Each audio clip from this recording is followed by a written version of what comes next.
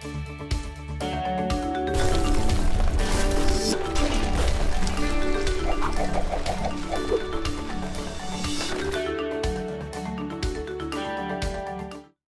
वालेकुम एवरीवन। हम जारी रखेंगे अपनी बात जो हम स्किल्स पे कर रहे हैं कि स्किल्स को आइडेंटिफाई कैसे करना है, और अब हम बात करेंगे कि आपको कौन से स्किल एक्साइट करते हैं, आपको कौन से स्किल पसंद हैं।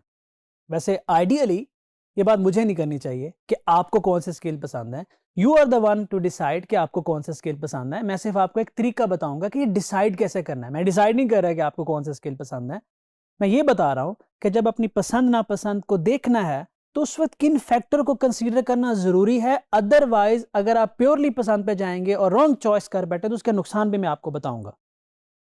फॉर एग्जाम्पल, आपके पास दो तीन स्किल्स हैं, तो सबसे पहले अपने उन दोनों तीनों स्किल्स से आप अपनी फ्रीलांसिंग स्टार्ट करें। आप डिजाइनर हैं, आप प्रोग्रामर हैं, आप वीडियो एडिटर हैं, या कुछ भी, आप तीनों अप्लाई करें, देखें कहाँ रिस्पॉन्स ज़्यादा आ रहा है, कहाँ डिलीवरी अच्छी हो रही है, कहाँ पे आपको अच्छा फील हो रहा है, तो आप उसको एज ए करियर ले लें।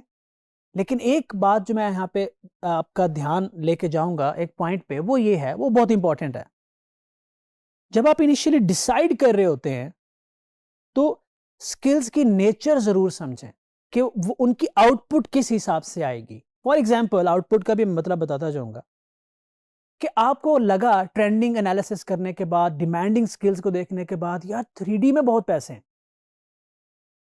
आर्टिफिशियल इंटेलिजेंस में बहुत पैसे हैं, दुनिया बड़ी तरक्की कर रही है, दो चार आर्टिकल पढ़े, दो चार मोटिवेशनल स्पीकर की बात सुनी और तैयार हो गए जी हमने तो 3D करना है। भाई करो, आप कर भी सकते हो, लेकिन समझो कि उसकी नेचर क्या है। For example, 3D designing is something जिसमें काम बहुत ज्यादा होता है और रिजल्ट बहुत देर से आता है। तो जब तक रिजल्ट नहीं आएगा, क्लाइंट आपको पे भी नहीं कर रहा, आप सब्र भी करना पड़ रहा है, उसके अंदर फोकस भी ज्यादा रहना पड़ रहा है। तो सब्र और फोकस ज्यादा चाहिए, पर जब रिजल्ट आता है तो पैसे भी ज्यादा मिलते हैं। अब सवाल ये पैदा होता है कि क्या आप इस सिचुएशन में हैं कि अच्छा ठीक है, अगर आपको एक दो महीने पैसे नहीं मिल रहे तो खैर। इनिशियली यूजुअली ऐसा नहीं होता। आप करते क्या हो, आप ऐसा स्किल अडॉप्ट करते हो जिसमें आपको जल्दी जल्दी आउटपुट मिले। डिजाइन्स हैं, वर्डप्रेस है, इस तरह के छोटे छोटे स्किल सेट हैं जिनको आप लेके आगे बढ़ते हो, फौरन फौरन से काम करते हो, फौरन से पैसा आता है, अपने आप को थोड़ा स्टेबल करते हो, अपने आप को थोड़ा और बेहतर करते हो, अपना सर्कल ठीक करते हो, और फिर आहिस्ता आहिस्ता अपने स्किल पॉलिश भी करते जाते हो, इमर्ज भी करते जाते हो, और एक वक्त होता है आप 3D और AI और ब्लॉकचेन जैसे लेटेस्ट टेक्नोलॉजी की बात कर रहे होंगे इंशाल्लाह। क्योंकि अगर हमारे मुल्क में ये लेटेस्ट टेक्नोलॉजी कोई ला सकता है तो वो आप लोग हैं। अब बूढ़े लोग ये नहीं कर सके, नहीं कर सकते वो वाला सफर तय। आप यंग जनरेशन हो, आप लेके आओगे। लेकिन अगर आज आप डायरेक्ट इस चीज पे जंप कर जाओगे, प्रोसेस को फॉलो किए बगैर, तो कोलैप्स कर जाओगे।